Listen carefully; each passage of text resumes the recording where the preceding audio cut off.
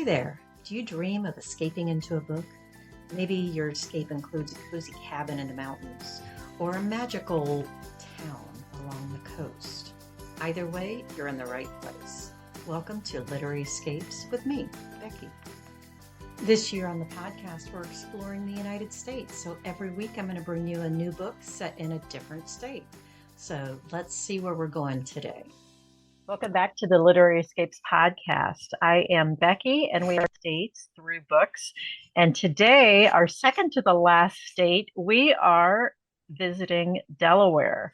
Our tour guide for our trip there is author Jess Hansen. Welcome, Jess. Thank you so much for having me. It is my pleasure. Delaware is one of those states that I think I have been through, but I'm not sure if I've ever actually stopped. So tell me about Delaware. I think everyone has probably been through Delaware at some point. 95 goes just through the very north of our state, so everyone has probably been through Delaware. Exactly. If you go anywhere north of, Florida, you're going to hit it probably. So, yeah.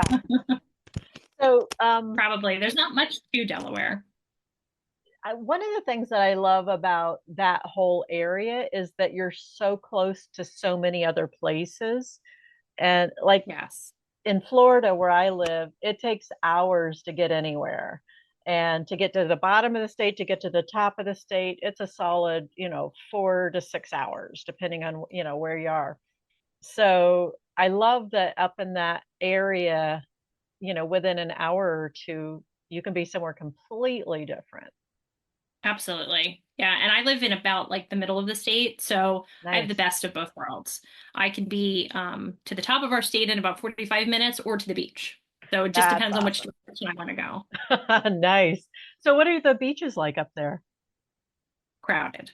They're very crowded. Very, very crowded. We have an influx of visitors who like to come here from New Jersey and New York and probably Gotcha. some Pennsylvania too. So usually locals don't go to the beaches that much in the summer. Okay. It's Okay. kind of like bumper to bumper traffic. Yeah. Yeah, yeah. How curious. Okay. Yeah, the beaches, obviously, they're kind of a big deal down here too. But we have like a whole state of beaches, so Yeah, I was gonna say you have more beach options than we we have. do. We have a lot of them. Yeah. That's funny. So is I should know this, but I don't. But is Delaware mountainous or hilly or flat?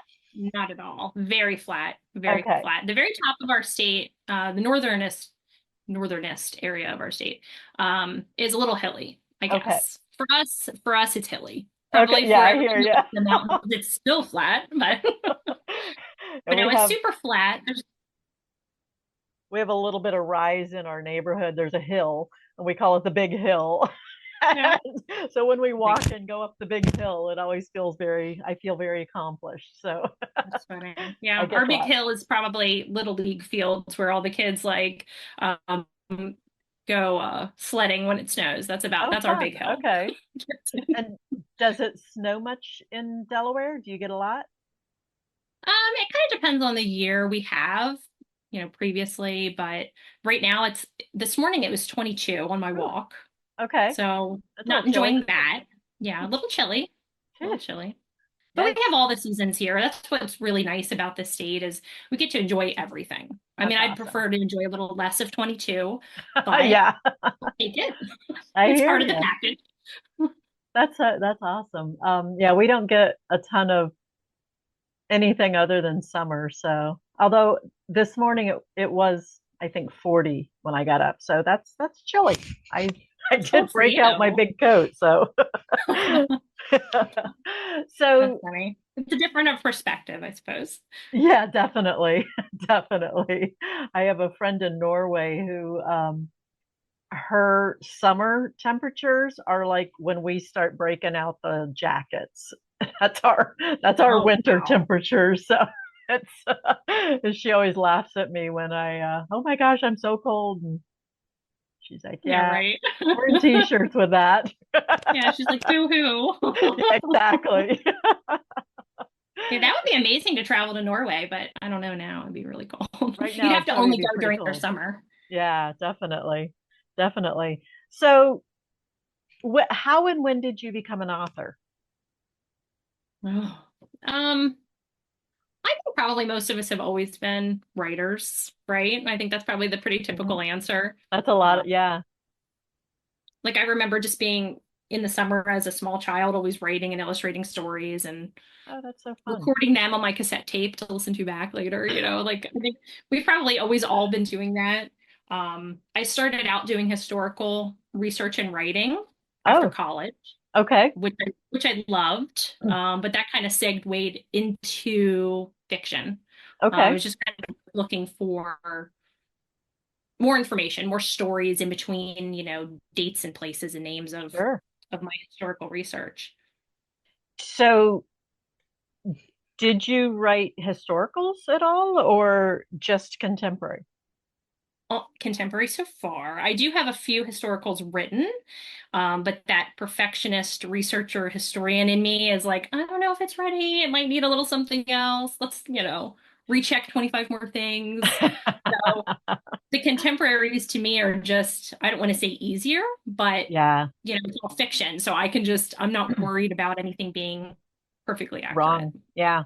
Well, and yeah, I have um, talked to several authors that write historical fiction, and it's a thing. You have to, readers know if you get something wrong, they they will let you know. And that's Yeah, why it's so absolutely. much easier to just make up a small town Right. Yeah. to make it up however you want and nobody can tell you it's wrong. So yeah. And I think that too, probably historical readers, if they're interested in the Civil War era, that's all they read and they know Right. everything about the Civil War. So they're going to quickly pick out, no, that uniform color was wrong, or no, there's not a Yeah. stripe there, Or or they whatever. didn't have those yet, or whatever, Exactly. that kind of a thing. Yeah. Yeah. Yeah. That's Historicals intimidate me as far as writing, but I love reading them. And I love Yes. when an author, I mean, I wouldn't know if things were right or wrong, but I love the details that, Mhm. the different perspectives. And I just think that's so much fun. So that's Yeah. very Well, I cool. did actually in this series that we're going to talk about today, I kind of snuck in a little historical in book two. Oh, fun. Um, so I haven't officially written a historical, but I kind of snuck a little bit in. I did in one story. It was kind of the my reader magnet. It's a free story that readers can get from me. It's in the 80s and like 89, and I hate that that's historical. But Oh my gosh. I did have to, I mean, I lived through it, but I did have to research to make sure like the clothing was right, the music was right, all, Right, cars right. were right, things that I don't have to worry about a whole lot when I write my contemporary, but it was so much fun to Get all the delve into slang that. just right. Yeah. So that was funny. So Is you that have, really is that really considered historical? I don't think it's Really? considered historical, but I did have to research. It probably is though, actually, I because isn't know. it I like don't know what the time frame is, but it made me kind of sad vintage to for think about cars? that. So, Oh my God. so you write sweet, wholesome, small town romance and women's fiction. I love that. Yeah. That's Yes. that's good stuff. We are going to talk about the Clayton Avenue Christmas series, but I also saw that you have Mistletoe Wishes series and a Sweet Summer Landing series. I So do. you are heavy on Christmas, from what I can tell. I enjoy it. Nice. I like And it's that. it's really like I feel like it's a nice theme. Everyone Hmm. enjoys reading holiday Yeah. romance. Yeah. And There's a it's a good time of reason. year to just take a break and read and Yeah, have there's a have a little reason bit. Hallmark is popular. I mean, Yes. Hallmark Christmas. That's what people do for months. Just sit and watch Hallmark Christmas movies, and that's Yeah, awesome. they're doing well. Yeah, exactly. Well, they're Yeah. very good. I enjoy watching them myself. Well, and I think people notice that, I mean, in the real world, people tend to be a little more kind, a little more gentle during the Christmas season, a little more Mhm. generous, a little more thoughtful. And having all of that in a book that you can reach for anytime is pretty awesome. So, Absolutely. yeah, I like that. It's So, really just that heartwarming feeling, that you get yeah. this time.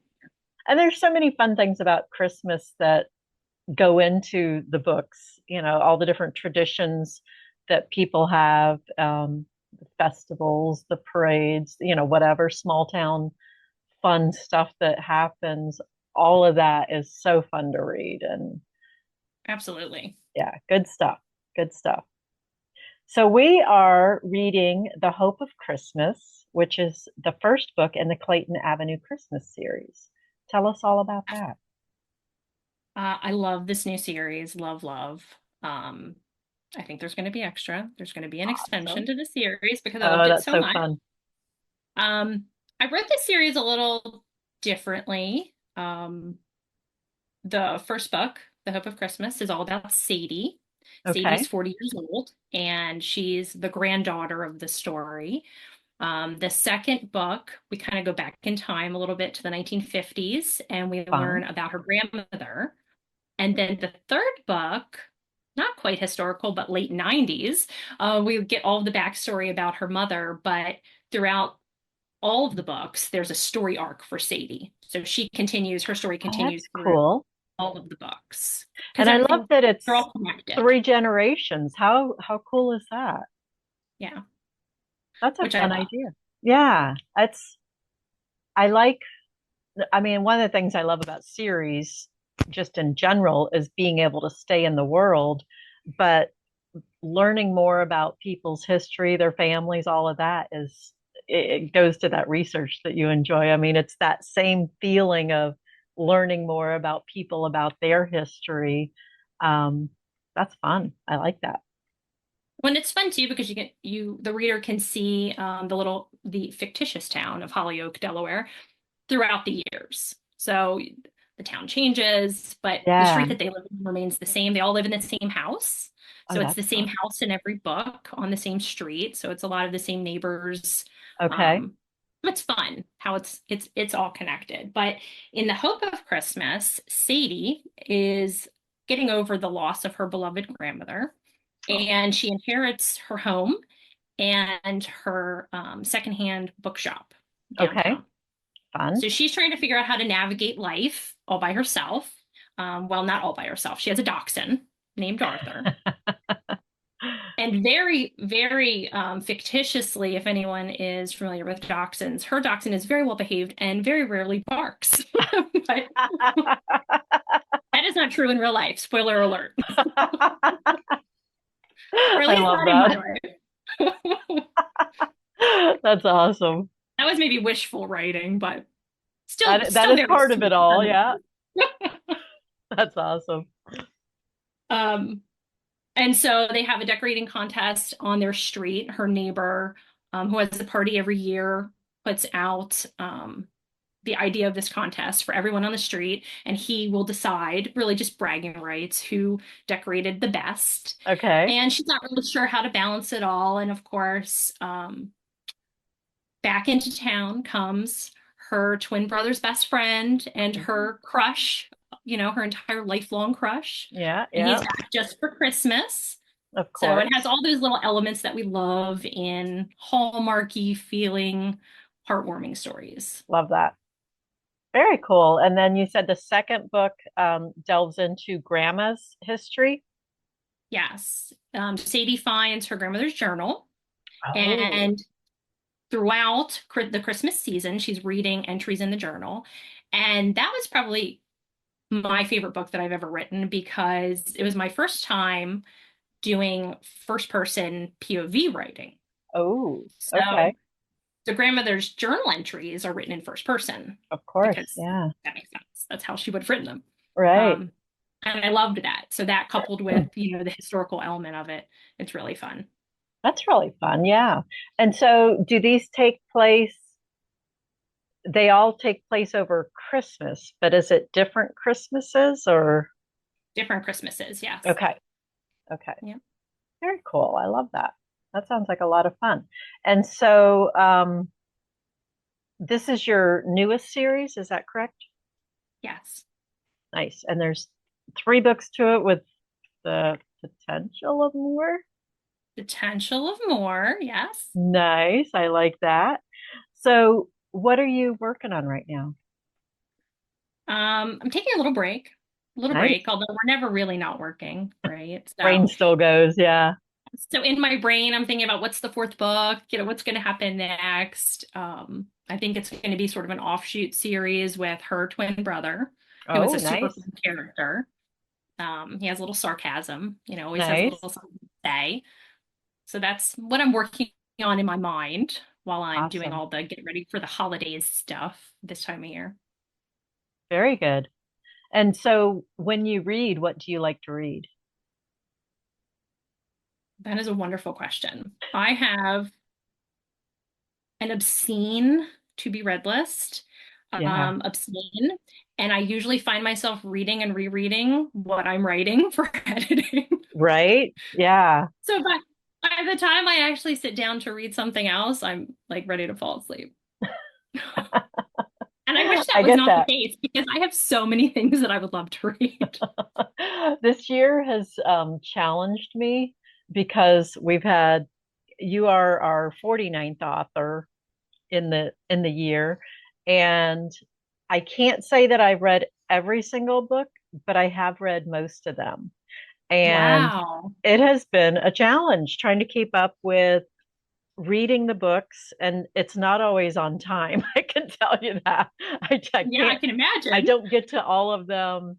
Well, number one, I don't get to all of them, but I don't get to all of them like in the week that we're reading them. But I also, there's, like you said, there's so many books I want to read. And this year I just have not been able to do it. And then Right. writing, like you said, we read the book that we're writing, whichever one it is, 85,000 times, trying to Right? get it Yeah. right. And so, yeah, it doesn't leave a lot of time. It's So, just sometimes at the end of the day, there's only so much mental space left over. And yeah, yeah. And I would love, I I would love to take a whole vacation and just read. That would be wouldn't that amazing. be Not have fun? anything else to do. Yeah. I've heard that there reader retreats where you just like bring books and read. And I'm Oh like, my gosh. sign me Sign up. us up. I know, Yeah. right? I It'd think be that would perfect. just be a blast. And I have no idea where these magical things happen, but I want to be part of that. I don't think in Delaware, probably not. Somewhere in a cozy beach or a cozy mountain sounds like it would be Right, yeah. right. I don't know. Somewhere with elevation. Exactly. We can make one, I think. So that would Yeah. be so much fun. So the series that I'm curious about, Sweet Summer Landings, that doesn't sound Christmassy. Is that correct? Not Christmassy. Nope, that is a summer series. Okay. And does that take place in Delaware as well? It does. I don't know that I actually say that, but it does. Okay. It's more of a coastal Hmm. community, like a fishing community, which we have a ton of here. All Yeah. along the coast of Delaware on the bay is kind of dotted with little fishing communities or used to be fishing communities. Right, right. Fun. Okay.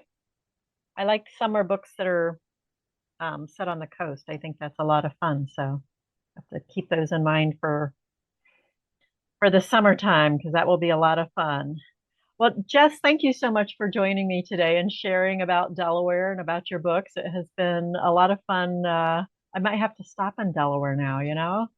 Next time I'm going through on my way to I think we have a Massachusetts. rest area on 95. You could stop at Check that like baby a off. Baskin Robbins or something. For all of us who are trying to hit all 50 states, you have to actually stop there, though. So, so thank you again for joining us and have a really great holiday. Thank you, you too. Thank you. Thanks for joining me today. If you'd like to be part of the Read Across the U.S. Book Club, I'd love to have you join us. There is a link in the show notes, so just head down there and click and we will welcome you in. So see you in the book club, I hope. Have a great day, and we'll see you next week with a new episode.